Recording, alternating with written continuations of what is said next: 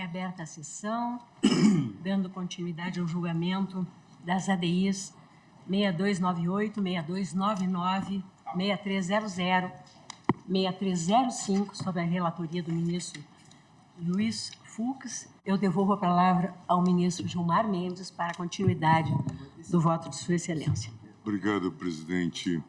Eu então dizia, presidente, que a criação do juiz das garantias seguramente constitui uma das manifestações importantes da classe política brasileira em defesa da democracia, ao assegurar mecanismos indutores da imparcialidade do magistrado criminal, favorecendo a paridade de armas, a presunção de inocência, o controle de legalidade de atos investigativos invasivos, enfim, contribuindo para uma maior integridade do sistema de justiça. Também colabora para inibir abusos e atentados contra direitos fundamentais e inviolabilidades pessoais, como ocorreu durante a Operação Lava Jato, a partir de um mesmo juiz que, hoje se sabe, orientou o Ministério Público nas fases preliminares da investigação, decretou prisões preventivas alongadas, deferiu medidas cautelares abusivas e, apesar de estar totalmente comprometido com o órgão acusador, assumiu a responsabilidade pelo julgamento das ações penais subsequentes. É preciso, portanto, demarcar que, de alguma forma, o juiz de garantias é também uma resposta a todos esses abusos.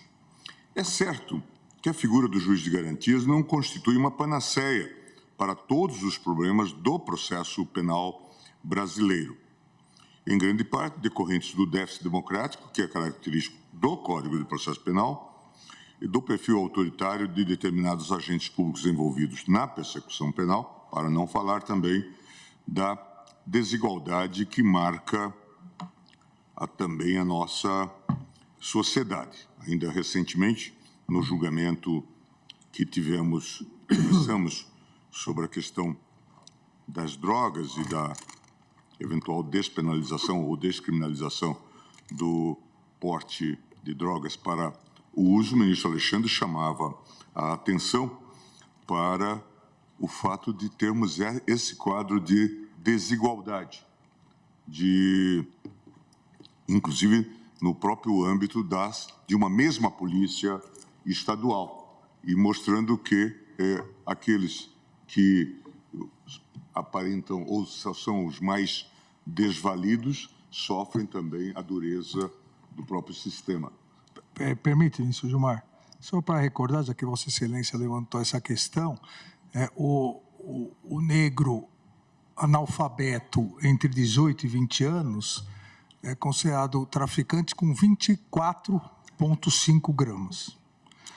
O branco com curso superior, mais de 30 anos, só com 59 gramas. E, na verdade, isso é em condições absolutamente iguais em que a traficância é considerada só com base na droga apreendida.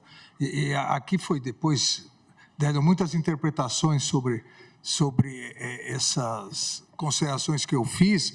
Obviamente, alguém pode ser traficante com 1 grama, desde que se comprove por outros elementos, sim, e alguém pode não ser com 100 gramas.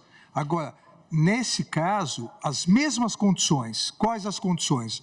A polícia, pelo modus operandi, diz que é traficante, testemunhal, um com 24 e outro com 59. Realmente, ou todos são com 24 ou todos são com 59. Obrigado, ministro Gilmar. Obrigado. Eu digo, então, presidente, que, não obstante as alterações legislativas promovidas pelo pacote anticrime, em especial a implementação do juiz de garantias, seguramente representa uma importante contribuição, essas alterações, do legislador, não apenas para a oxigenação do sistema de justiça criminal, como também para a criação de arranjos institucionais mais modernos para o Poder Judiciário, alinhados com as melhores práticas adotadas em países de inegável vocação democrática. Por isso, cabe ao Tribunal se debruçar atentamente sobre o objeto das presentes ações diretas, tendo sempre em mente a necessidade de fortalecimento dos mecanismos de controle aplicáveis aos procedimentos investigativos estatais, à luz dos direitos e garantias que compõem a espinha dorsal da Constituição da República. A propósito do tema, Luigi Ferraioli ensina que uma Constituição pode ser avançadíssima pelos princípios e os direitos que sanciona, e, sem embargo, não passar de um pedaço de papel se carece de técnicas coercitivas, de garantias que permitam o controle e a neutralização do poder ilegítimo. A concretização dos objetivos aqui propostos demanda a construção dos mecanismos concretos e efetivos de fortalecimento da imparcialidade judicial, não bastando uma simples proclamação de princípios e diretrizes abstratas. A tutela dos direitos e garantias constitucionais, não custa lembrar, depende da implementação de estruturas organizacionais e procedimentos adequados, capazes de assegurar, com o maior nível possível de eficácia, a tutela dos valores e ideais que inspiraram a obra do Poder Constituinte. Nesse sentido, a eficácia objetiva dos direitos fundamentais importa o dever de efetivação atribuído ao Estado, incumbindo aos agentes públicos a obrigação de zelar, inclusive preventivamente, pela proteção dos direitos e garantias constitucionais. Estou citando Ingo Wolfgang Sarlet, Luiz Guilherme Marinoni e Daniel Mitidiero, curso de Direito Constitucional. No âmbito acadêmico, já tive a oportunidade de afirmar que importante consequência da dimensão objetiva dos direitos fundamentais está em ensejar um dever de proteção pelo Estado dos direitos fundamentais contra agressões dos próprios poderes públicos, provenientes ou provindas de particulares ou de outros Estados. Sob esse enfoque, o Estado deve adotar medidas que protejam efetivamente os direitos fundamentais, implementando providências, quer materiais, quer jurídicas, de resguardo dos bens protegidos. Estou citando obra minha com Paulo Gustavo sobre o curso de Direito Constitucional. O presente caso me parece um exemplo perfeito da relação de dependência existente, de um lado, entre a tutela efetiva dos direitos fundamentais e, de outro, a formatação de normas de direito organizacional e procedimental que auxiliem na concretização dos valores estampados na Constituição. De nada adianta a proclamação abstrata da garantia da imparcialidade judicial se não são implementados mecanismos efetivos para isolar os fatores que no dia a dia conduzem à erosão da independência e isenção dos magistrados. Afinal, sem a separação entre o juiz da investigação e o juiz encarregado do julgamento, a imparcialidade judicial se torna um discurso vazio, ou seja, uma enunciação de intenções desprovida de consequências práticas. E aquelas considerações que fiz a propósito desses episódios que tristemente marcam a história do nosso judiciário, episódios recentes, de alguma forma, isto deve ser sempre relembrado. Já se falou da Lava Jato, que era a maior experiência de combate à corrupção do mundo e se convolou no maior escândalo judicial do mundo. E eu digo isso, presidente, consternado. Eu acho que todos os órgãos correcionais tiraram zero nisso. É muito constrangedor. Quem passou por órgãos correcionais, Ministério Público, dos tribunais nesse período, o CNMP, CNJ, eles revelaram uma falência dessas instituições. E outro tema que eu quero deixar aberto para que todos nós, nos nossos momentos de insônia, possamos pensar: que diabo a gente está fazendo com essa seleção de juízes e promotores? Alguma coisa de errado a gente está fazendo para contratar elementos tão perversos, tão danosos, tão vocacionados, quase que uso uma expressão antiga, tipos inequivocamente lombrosianos.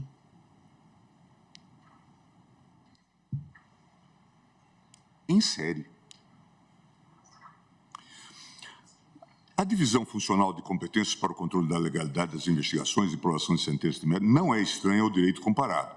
Como frisado pelo ministro Dias Toffoli, nos países europeus há um certo consenso acerca da necessidade de construção de mecanismos indutores do devido processo legal, neutralizando fatores que, em maior ou menor extensão, comprometem a isenção dos juízes criminais.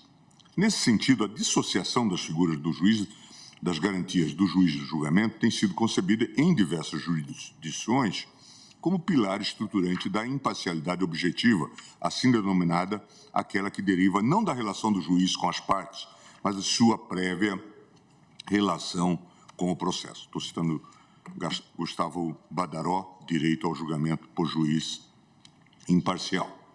A experiência internacional nos mostra que, desde os primeiros ensaios sobre o tema, os países europeus reconheceram a necessidade de criação de mecanismos protetivos da independência dos juízes criminais. Nessa trajetória de fortalecimento da imparcialidade do sistema de justiça, o risco de comprometimento da isenção judicial tem despertado há algum tempo a atenção do Tribunal Europeu de Direitos Humanos, de Estrasburgo.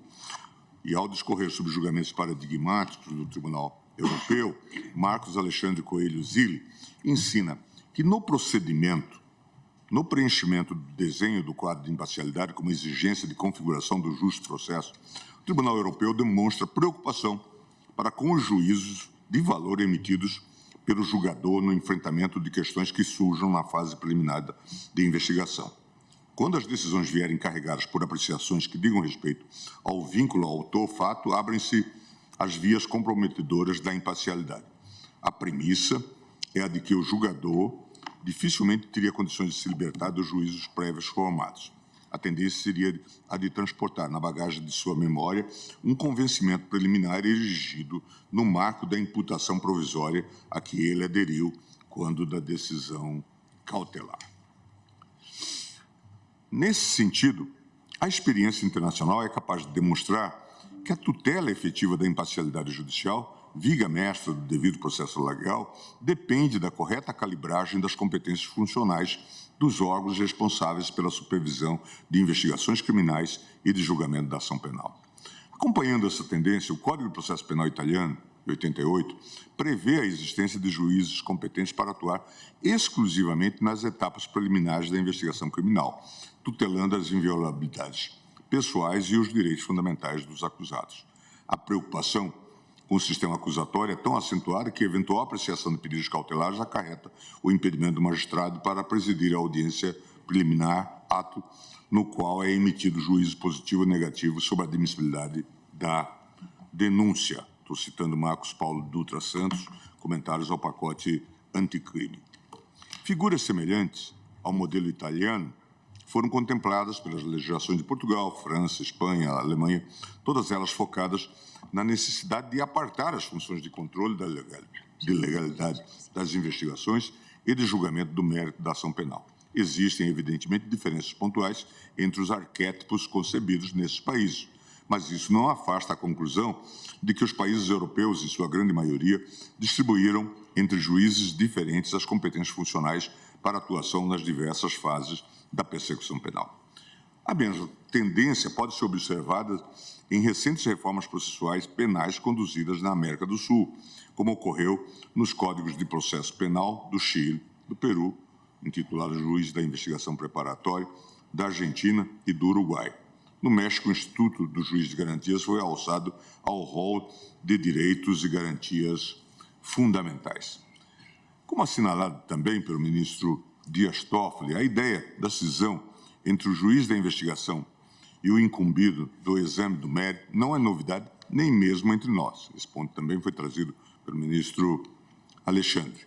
Antes mesmo da aprovação do pacote anticrime, já funcionava na capital paulista o Departamento de Inquéritos Policiais, DIPO, que concentra todos os atos relativos aos inquéritos policiais e seus incidentes, bem como os pedidos de habeas corpus.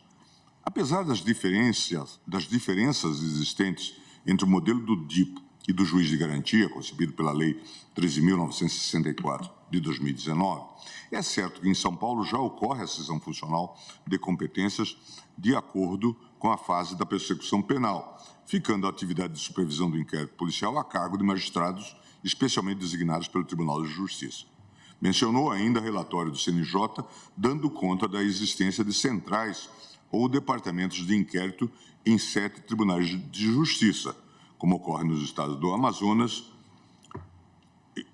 capital e interior, Maranhão, São Luís e Imperatriz, Goiás, capital, Minas Gerais, capital, Pará, capital, Piauí, capital e São Paulo, capital.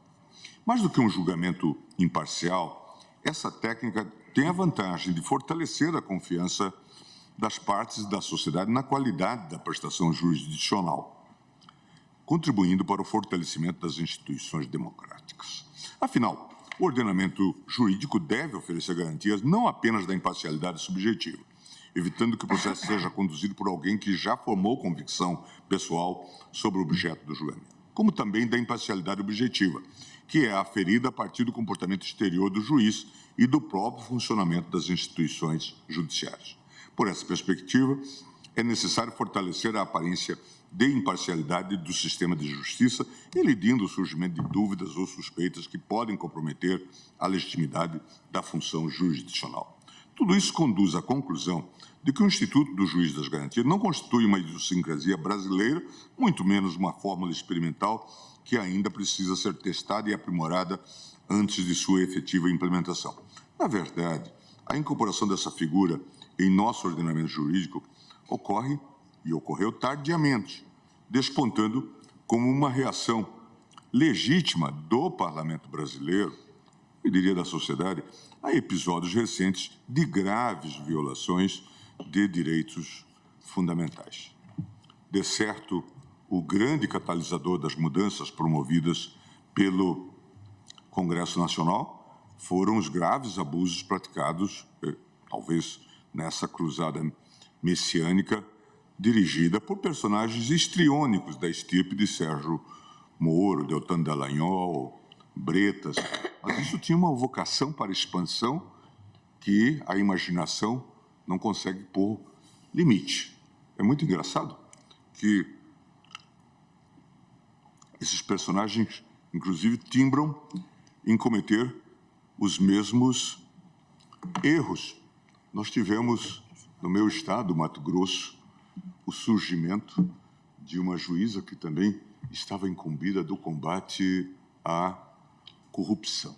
Foi chamada, a tal juíza Selma, foi chamada de Moro do Pantanal. Como o Bretas era o Moro do Rio de Janeiro, né? Hoje acho que simboliza o novo tipo do malandro do Rio, né? O Bretas incorpora esse tipo de personagem. Surgiu essa personagem no Mato Grosso, a juíza Selma, que num dado momento, talvez no final da sua carreira como magistrada, ela já recebia dinheiro, caixa 2, para a campanha eleitoral futura, o que resultou depois da sua cassação no TSE. A ousadia dessa gente é bastante sintomática. Digo tudo isso para reconhecer que a criação do juiz de garantias... Ministro Gilmar. Por favor. Vossa Excelência toca num ponto que são dados fáticos de magistrados que deixaram a magistratura e foram legitimamente buscar a política. E Vossa Excelência é testemunha que há 10 anos atrás Vossa Excelência estava numa reunião sobre reforma eleitoral na casa do então presidente do Senado, Renan Calheiros, e o relator da reforma, da mini-reforma eleitoral, o então senador Romero Jucá, quando eu propus que se colocasse a inelegibilidade para todos os agentes públicos da magistratura, Ministério Público, polícia e militares que deixassem os seus cargos, teriam que ter, e eu propus, os 8 anos da emenda da reforma da Lei Complementar 64/90, que passou a 8 anos de inelegibilidade. Nós temos que fazer isso. Então, eu reafirmo aqui um apelo ao legislador. Na época falaram 8 anos é muito, que sejam 4, que sejam 2. Mas não pode alguém que está num cargo de magistrado, de membro do Ministério Público, de polícia, do sistema judicial, usar desses cargos para os holofotes e depois angariar de maneira demagógica o heroísmo. Eu não estou fulanizando, mas eu estou dizendo que isso seria institucionalmente bem-vindo, que o Congresso Nacional coloque na Lei Complementar 64/90 a inelegibilidade por uns X anos daqueles que deixam a magistratura, o Ministério Público, a Polícia Militar e as Forças Armadas. É extremamente importante, isso tem sido objeto também de preocupação do ministro Alexandre, inclusive na discussão sobre a reforma eleitoral, porque agora mesmo vimos os riscos para a democracia perpetrados e perpetrados por policiais e vimos todos esses riscos bastante pronunciados. Por isso digo também que, para reconhecer que a criação do juiz de garantia não apenas promove uma finalidade constitucional legítima, como também constitui uma resposta adequada e proporcional a um catálogo de abusos e arbitrariedades praticados em operações policiais. Evidentemente, não se está a dizer que esses institutos sejam a solução para todos os males do processo penal brasileiro, nem que esses eventos desastrosos seriam evitados pela simples implementação do juiz de garantia. Afirma apenas que as alterações realizadas pelo pacote anticrime constituem uma tentativa legítima de fomentar uma cultura institucional de respeito a direitos e garantias fundamentais e assim minimizar os riscos de repetição desses escândalos judiciais. Por fim, tenho para mim que são frágeis os argumentos apresentados pelas associações de classe para demonstrar uma suposta inexecuibilidade da reforma legislativa, sob a afirmação de que a implementação do juiz de garantias demandaria alterações transversais na estrutura dos tribunais, impraticáveis no atual contexto orçamentário. Mais aparente do que real, o argumento foi exaustivamente refutado pelo CNJ, a partir de estudos realísticos sobre o impacto financeiro da sistemática introduzida pela Lei 13.964.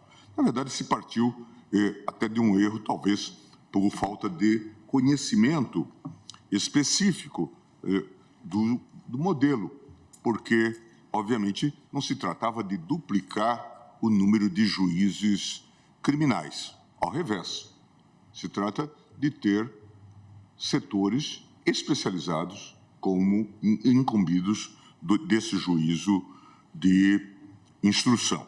O relatório produzido por grupo de trabalho designado pelo então presidente do CNJ, o ministro Dias Toffoli, concluiu que a implementação da nova sistemática demanda apenas medidas que promovam uma adequada gestão das atribuições judiciárias e reorganização administrativa dos territórios para que se garanta o adequado provimento da prestação jurisdicional em face de um novo contexto em que a investigação penal e julgamento da causa são atividades que devem dizer respeito a juízes diferentes. Com base no levantamento de dados e informações do Sistema de Estatística do Poder Judiciário, o grupo de trabalho propôs soluções adequadas para as dificuldades suscitadas pelas associações de classe, outorgando aos tribunais de justiça e aos tribunais regionais federais, no exercício de sua autonomia administrativa e financeira, a escolha das estratégias mais adequadas para a implementação do juiz das garantias, segundo as particularidades demográficas, geográficas e financeiras de cada unidade federativa. Conforme minuta da resolução apresentada ao final dos trabalhos, o Instituto pode ser implementado a partir da reorganização da estrutura administrativa já existente, associada ao uso de tecnologias como processo eletrônico e a videoconferência. No voto do ministro Alexandre, nós vimos, inclusive, o exercício que Sua Excelência fez a propósito do modelo de regionalização que já se desenha em São Paulo. Transcrevo as soluções contidas na minuta, no artigo 3º, modelo também dessa possível regionalização, e ligo o seguinte: logo, o argumento de incremento colossal dos custos do Poder Judiciário apresentado pelos presidentes dos tribunais não condiz com a verdade, com a devida vênia. Em primeiro lugar, se hoje um juiz acumula todas as funções, supervisão de investigação e julgamento do mérito, por inferência lógica, não haverá incremento da atividade jurisdicional com a divisão funcional nesse mesmo conjunto de atribuições. Ao contrário, a especialização tende a melhorar o desempenho do sistema como um todo. O que se altera é simplesmente a alocação das atividades por meio da cisão funcional, isto é, se 2 magistrados hoje cumulam as funções de juiz de garantias e de juiz de julgamento, a divisão do trabalho manterá a mesma carga total, pelo menos na matemática alimentar. Assim, sem mais me alongar, adianto minha posição favorável ao Instituto do Juiz de Garantias, aderindo ao prazo proposto pelo eminente ministro Dias Toffoli, 12 meses, prorrogáveis uma única vez por igual período, para efetiva implementação e funcionamento do Instituto em todo o país, sob a supervisão e a partir das diretrizes de política judiciária fixadas pelo CNJ. Em relação a esse ponto, registro preocupação com a possibilidade de surgimento de conflitos de competência a partir da instalação progressiva das varas e núcleos de juízes de garantias, ou da implementação de rodízio entre magistrados lotados em diferentes unidades jurisdicionais. Deixar a cada tribunal a criação de soluções ad hoc para esse problema, de certo, acarretará instabilidade e insegurança jurídica, fazendo com que a questão cedo ou tarde retorne aos tribunais superiores para a solução da controvérsia. Em 15 de janeiro de 2020, o eminente ministro Dias Toffoli abordou esse ponto ao analisar os pedidos de liminar formulados nas ações diretas, fixando as seguintes regras de transição, no tocante às ações penais que já tiverem sido instauradas no momento da efetiva implementação do juízo de garantias pelos tribunais ou quando esgotado o prazo máximo de 180 dias, a eficácia da lei não acarretará qualquer modificação do juízo competente.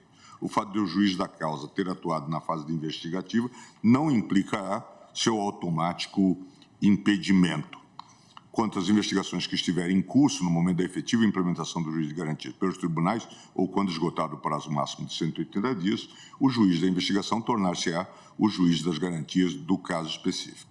Nessa hipótese, cessada a competência do juiz de garantias com o recebimento da denúncia ou queixa, o processo será enviado ao juiz competente para instrução e julgamento da causa. A declaração de inconstitucionalidade de alguns dispositivos legais, como parece indicar o desfecho do presente julgamento, altera o substrato normativo que conformou a fixação das mencionadas regras de transição. A implementação do juiz de garantias pode ser realizada a partir de técnicas variadas, como a especialização de varas, a regionalização ou o sistema de rodízio entre magistrados ou juízos, conforme o tratamento dado por cada tribunal.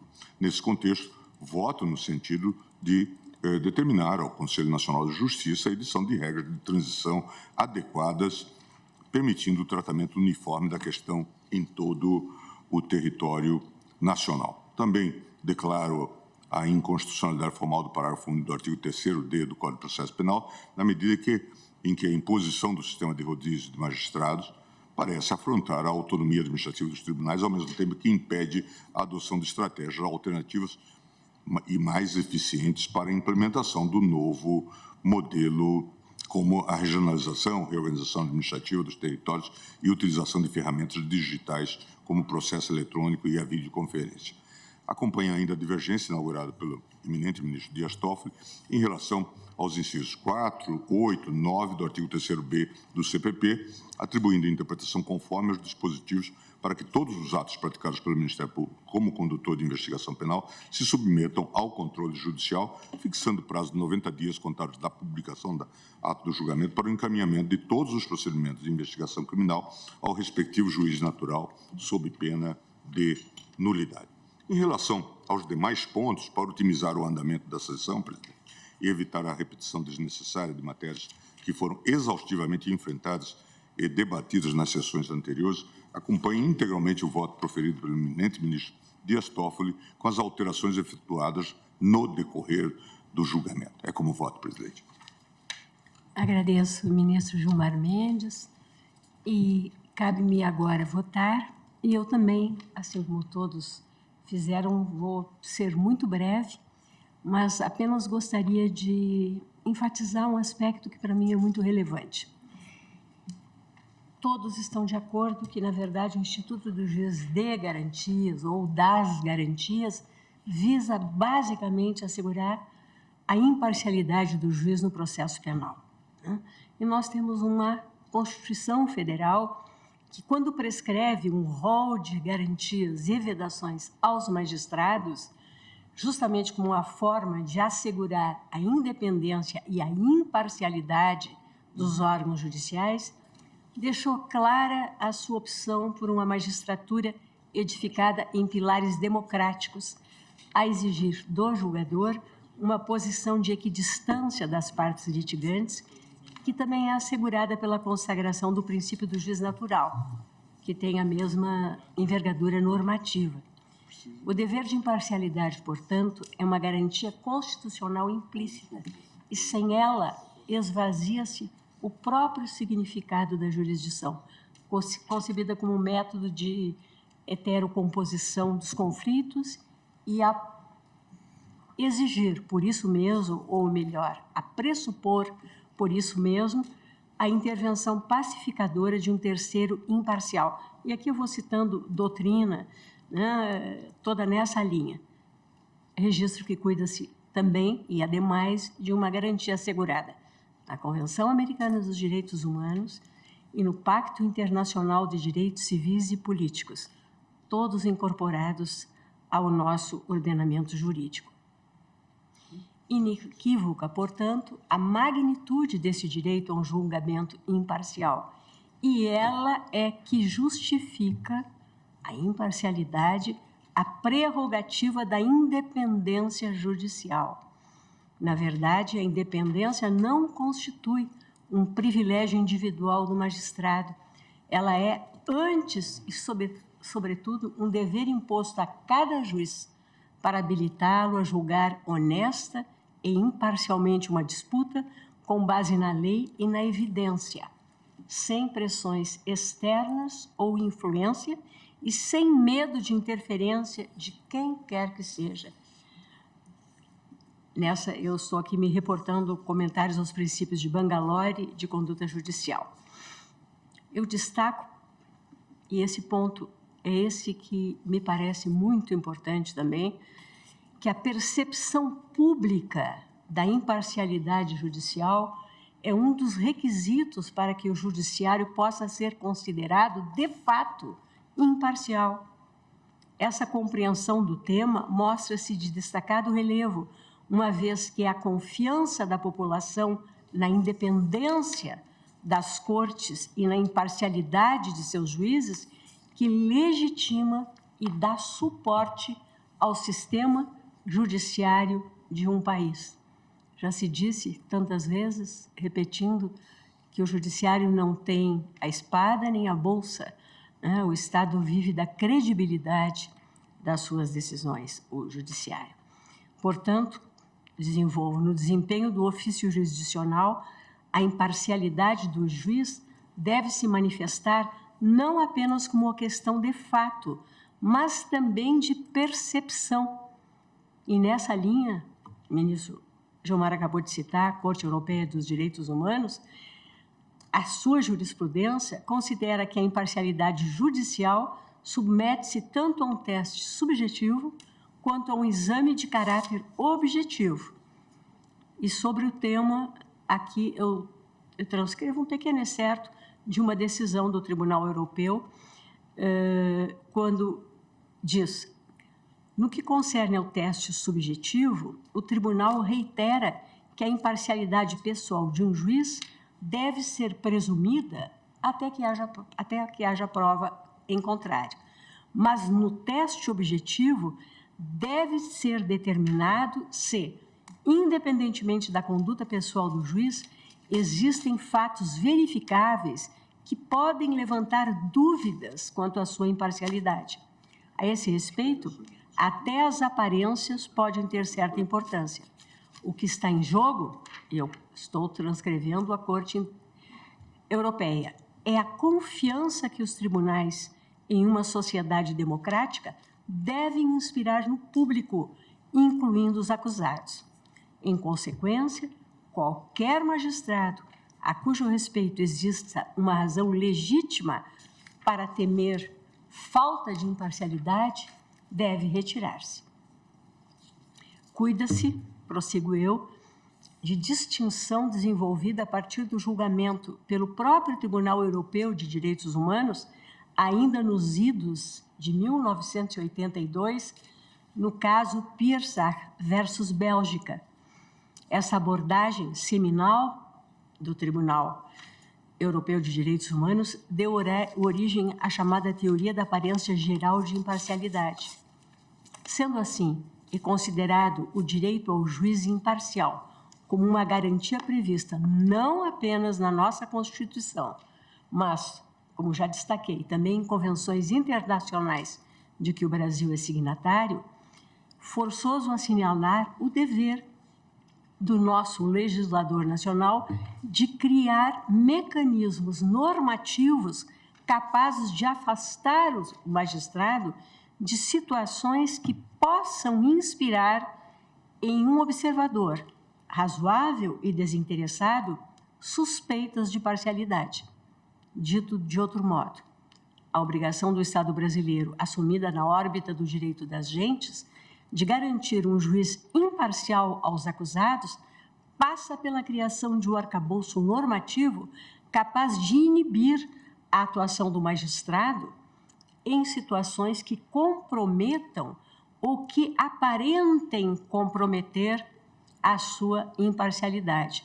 Aqui eu cito doutrina e digo que, nessa perspectiva, a instituição de um juiz de garantias também representa, na minha visão, o adimplemento pelo Estado brasileiro de compromissos assumidos na arena internacional. Isso porque o perfil normativo conferido entre nós ao Instituto, ao estabelecer uma divisão funcional de competência entre juízes criminais distintos, adotando como marcos as diversas etapas em que se decompõe a atividade persecutória do Estado, que hoje já foi muito, inclusive, destacado no voto do ministro Luiz Roberto, aprimora os padrões de imparcialidade do nosso sistema de justiça, sobretudo se compreendida a garantia convencional, que destaquei, enquanto uma questão de percepção e não necessariamente de fato. Em suma, eu entendo que é constitucional o Instituto do Juiz de Garantias e que é impositiva, com a devida vênia ao eminente relator, é impositiva e não facultativa a sua implantação. Se o Instituto é bom ou ruim, se ele terá que ser aperfeiçoado ou não, isso o tempo dirá. Agora, ele é constitucional, a sua constitucionalidade, a meu juízo, é flagrante e, por isso, no ponto, eu acompanho o voto, a divergência que foi aberta pelo ministro Dias Toffoli e que, nesse aspecto, apenas o ministro relator divergiu, né? Entendendo que seria facultativo. Eu tenho um longo voto, um voto de 100 laudas. Por óbvio, não vou juntá-lo aos autos e quero dizer a Vossas Excelências que, à medida que eu colhia os votos e ouvia os debates, assim como outros magistrados, como alguns de Vossas Excelências fizeram também, aqui e ali, eu fui reajustando o meu. Então, para simplificar, o meu voto é exatamente na linha da maioria. E por que eu estou dizendo isso? Porque, pela minha relação, nós temos um ou outro ponto de divergência. Em alguns pontos de divergência, onde nós temos um ou outro vencido. Não temos sequer 3 ministros vencidos em ponto algum. São só 2. Meu voto é todo acompanhando essa maioria que nós já conseguimos construir e me pareceu assim de uma forma muito democrática e muito assim que nós deveríamos até incentivar em outros processos, em outros julgamentos, uma construção coletiva do tribunal examinando um tema de tamanho relevo para a sociedade brasileira. E dito isso, senhores ministros, e senhora ministra, que a ministra Carmen está aí também, na verdade, eu penso apenas, e peço que me corrijam, que uma questão ficou em aberto, não propriamente em aberto. E eu quero ainda, já ia esquecendo um detalhe, ministro Alexandre de Moraes, Vossa Excelência quase me convenceu naquele ponto em que sustentou a divergência que nós não acolhemos. Eu posso tentar de novo. Não. Mas eu acho que até isso, até essa ideia de nós chegarmos a um consenso, ela é muito positiva para o tribunal. Então, é por isso que... Mas é porque realmente aquele ponto ali, Vossa Excelência defendeu com tanta ênfase, né, e quase me convenceu.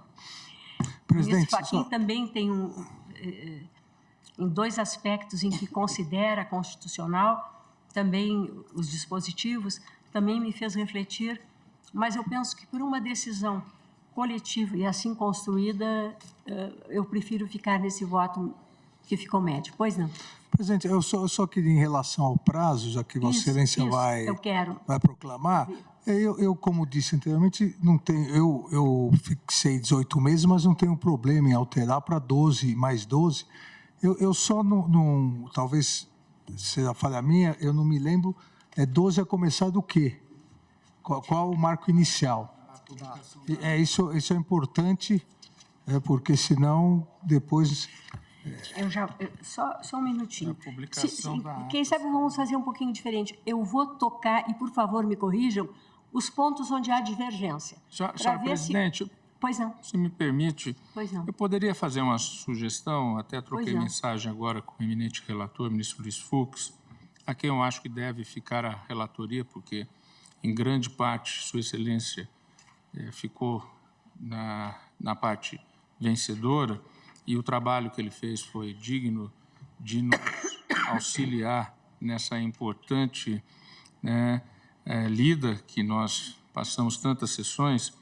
Eu gostaria de fazer uma sugestão a Vossa Excelência. Pois não. Que, se Vossa Excelência poderia, até por sugestão também do nosso decano, que acabou de me sugerir isso, que nós fizéssemos uma listagem disso para uma proclamação amanhã, diante do avançado da hora, e que a gente pudesse, então, fazer uma checagem no início da sessão de amanhã. E tem uma questão que o eminente decano acabou de falar, que eu gostaria de fazer uma sugestão, porque não passou pelas 2 questões que eu gostaria de abordar.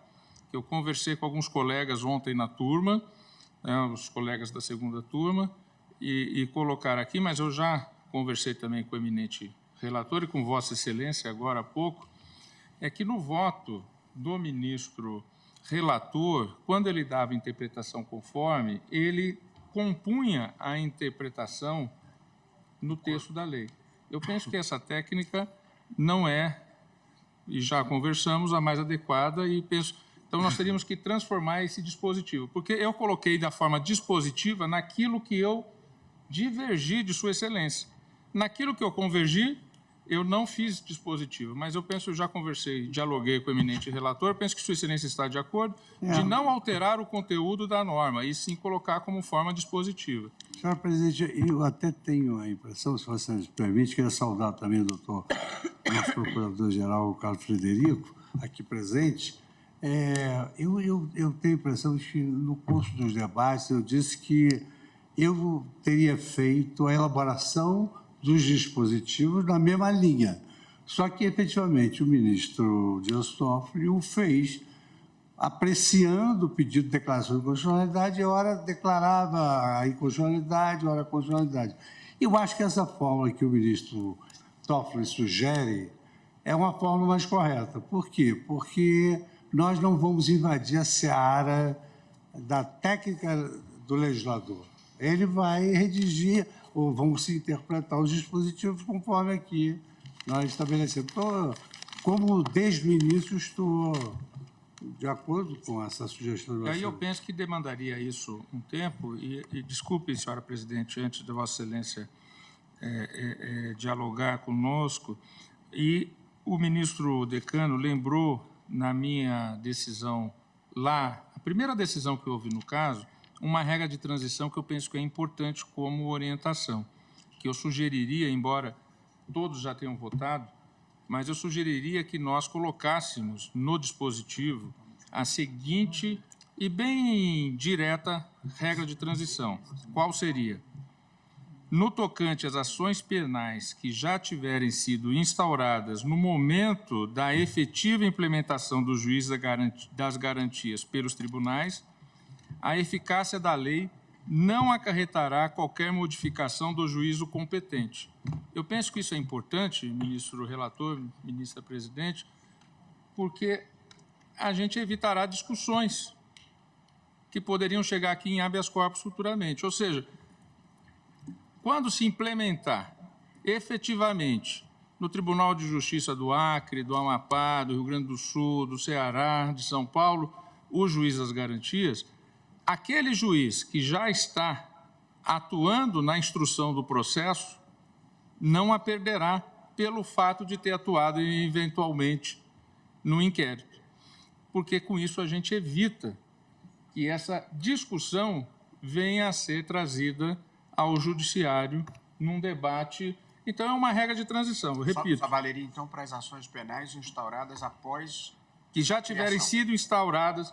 As ações penais, já teve o recebimento da denúncia, a ação está instaurada, essa ação continua com aquele juiz. Não é afetada. Não é afetada.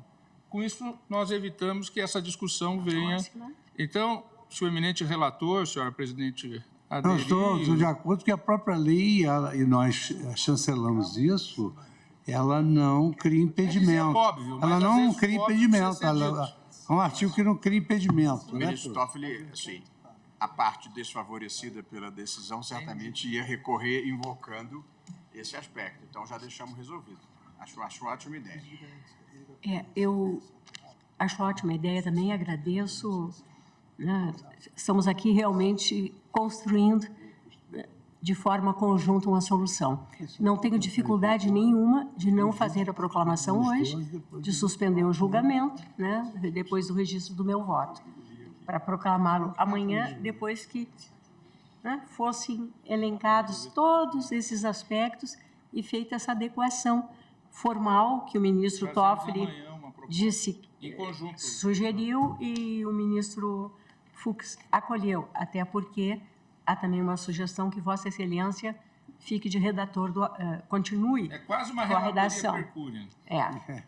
Uma relatoria percúria. Mas eu preciso, e não gastaremos mais, imagino eu, do que 10 ou 15 minutos, saber se Vossas Excelências, aqueles que se lançaram vencidos em alguns pontos, e há a questão do prazo, era 180, para que isso fique definido, para saber quem vai ficar vencido. Então, por gentileza, eu relacionei aqui os pontos em que houve divergência. E eu pergunto, com relação ao artigo 3A, o ministro Fux tem uma compreensão diferente. Pergunto se o ministro... Perdão, 3A, quem tem compreensão diferente é o ministro Cristiano Zanin e o ministro Edson Fachin. Todos têm a sua relação aí? Tenho, presidente. Está aqui à minha frente. E mantenha... Sim, eu mantenho a divergência nesse ponto, pela constitucionalidade. Eu pressuponho que todos que vão manter, mas apenas para que, se houver alguma adequação à nossa a Carmen Lima possa fazer o registro. A segunda divergência, aí é aquela em que o ministro Luiz Fux ficou desacompanhado, que é a que diz com a facultatividade do juiz de garantias. Aqui, senhor presidente, o que houve foi o seguinte, conforme eu e o ministro Toffoli sentamos anteriormente. A questão era saber o seguinte, esta é uma competência do Poder Judiciário ou pode ser uma competência do Poder Legislativo? Daí que eu lancei o voto pela inconstitucionalidade formal. Uma vez acolhido o juiz de garantia, aí eu e o ministro Toffoli chegamos a um prazo que nós conversamos... Superado a inconstitucionalidade formal. Superado a inconstitucionalidade formal, foi assim que nós fizemos o trabalho per curiam parcial de nós dois, e depois a Vossa Excelência submeteu ao plenário. E aqui chega o ponto que nós temos que definir, é o artigo 3b caput, a questão do prazo. A maioria se inclina pelos 12 meses a contar da publicação da ata de julgamento. Não, eu disse que não há problema, presidente. Foi Vossa o que Excelência eu havia não dito fica anteriormente. vencido. Não há problema. A maioria ficou com 12 mais 12, para mim não há problema. Então, o ministro Alexandre não está mais vencido aqui. E o ministro Nunes Marques, por gentileza? Antes de mais nada, 36 meses. quero, Vossa Excelência cumprimentar havia proposto. todos na pessoa de Vossa Excelência e também vou aderir. 12 mais 12 meses. Então, com relação ao 3b caput, nós temos unanimidade. Com relação ao 3b, inciso 4, o ministro André apresentou uma divergência. Fica mantida? Não, eu, em prol também dessa unidade de consenso que está sendo construída, eu deixo isso para uma reflexão futura. Obrigada. Acompanhe, então, também unânime. Item 3, esse aqui não existe divergência. 3b6 foi unânime. 3b7 também unânime. Divergência é no 3b8, né? Divergência do ministro André Mendonça. É o mesmo Mesma ponto, situação. senhora presidente. Tá, acompanhe, então. Não temos mais. Isso vai fortalecer muito o julgamento nessa adesão. 3b9, nós temos divergência do ministro André Mendonça e numa outra linha do ministro Alexandre de Moraes. Mesma coisa. Mesma coisa. 3b9. Atribuição de interpretação conforme para que todos os atos praticados pelo Ministério Público como condutor de investigação penal se submetam a controle judicial, fixação de prazo de até 90 dias, contados da publicação da ata de julgamento, para os representantes do Ministério Público encaminharem sob pena de Presidente, eu nulidade. acompanhei esse desde o início. Vossa Excelência, com relação ao 3b9, Isso. pelos dados que nós temos, entendia constitucional, não dava interpretação conforme. Não, presidente, interpretava no sentido de que a norma inclui todos os procedimentos de investigação criminal instaurados pelo Ministério Público. Melhor ainda, então é registro equivocado Mas foi desde o nosso. início no meu voto. Tá, então, não... Retificar-se, Carmelinha, por gentileza. Obrigada. Ministro André tinha uma formulação um pouco diferente. Era a questão das Das ações, PICs, o inquérito civil. É o mesmo ponto, senhora presidente, que eu então, retirei, retira. envolvia também esse aspecto. Unânime também.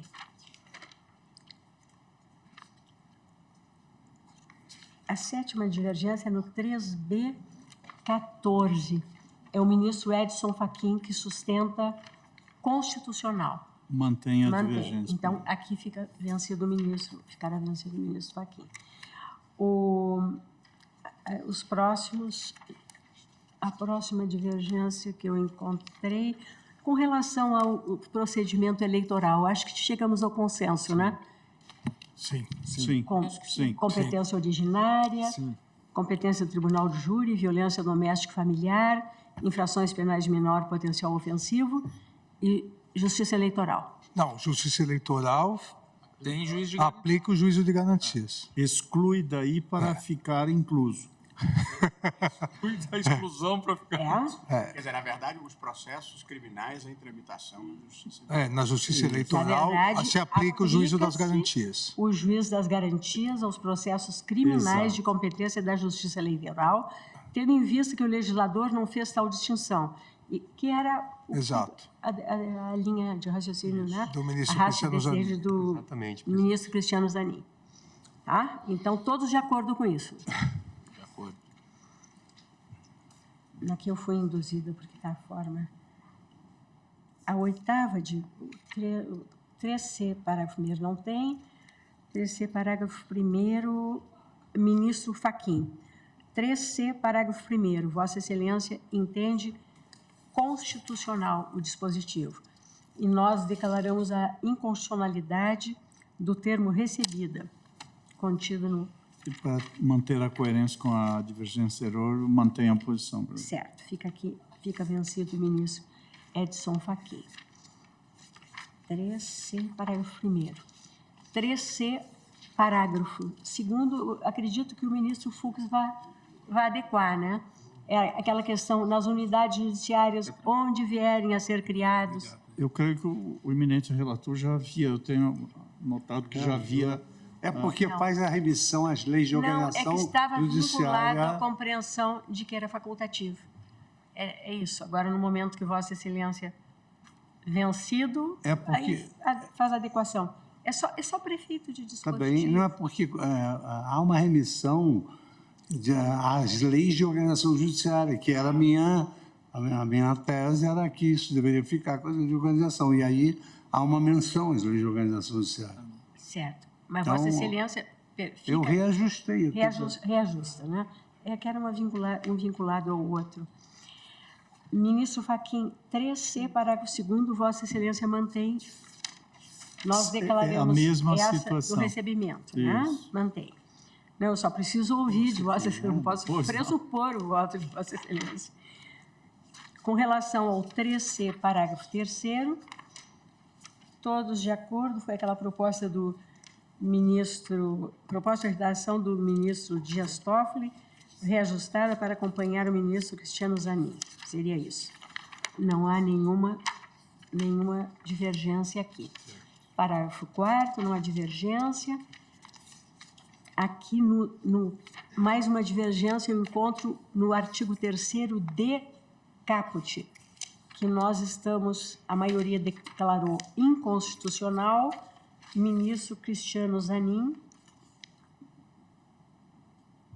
divergia para dar interpretação conforme, com a seguinte redação: o juiz que na fase de investigação praticar qualquer ato decisório, incluído nas competências do artigo 3b deste Código, ficará impedido de funcionar no processo. Senhora Presidente, eu vou aderir também à maioria e declarar apenas a inconstitucionalidade desse dispositivo. Fica vencido. Está ótimo. O 3D, parágrafo único, todos de acordo. 3Z, da mesma forma. Encontro no 3F, caput, a maioria declarou constitucional. E aqui o ministro Nunes Marques propõe uma interpretação conforme a Constituição da parte final do dispositivo para esclarecer aquela questão do dolo. Vossa Excelência faz adequação ou mantém? Senhora Presidente, até para evitar interpretações distintas, como bem colocou o ministro Barroso, eu acho que todos estão votando entendendo que isso está implícito. Sim. Então, se eu for vencido, pode passar uma mensagem que não é, ao contrário. Então, eu vou aderir. Perfeito. Não. Adere, tudo não fica vencido.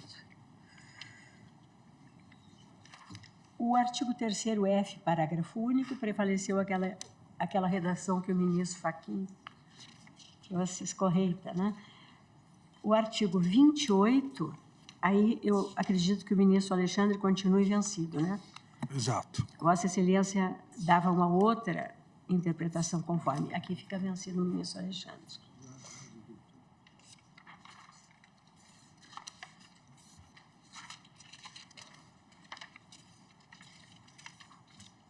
Chegamos no 157, parágrafo 5º. Os outros todos nós já havíamos ajustado.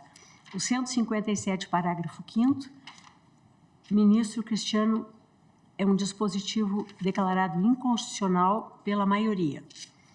E o ministro Cristiano Fachin aqui diverge e dá uma interpretação conforme, no sentido de que o juiz que tiver autorizado ou determinado a produção da prova declarada inadmissível não poderá proferir a sentença ou acordo. Eu estou acompanhando, presidente. Vossa Excelência acompanha. Isso. Mas o ministro Zanin aqui que eu tenho como divergindo. Exato. Nesse ponto, senhora presidente, eu vou manter respeitosamente a divergência. Certo. Fica vencido aqui só Vossa Excelência? Eu Também? estou acompanhando a maioria. A maioria, né? Só o ministro Zanin. Vencido o ministro Zanin.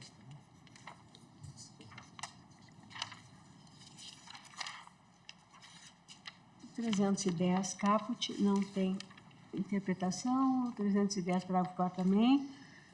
E a declaração de inconstitucionalidade por arrestamento também, não há divergência. E com relação a essa sugestão do ministro Toffoli de agora, todos de acordo? De acordo, presidente. Todos de acordo?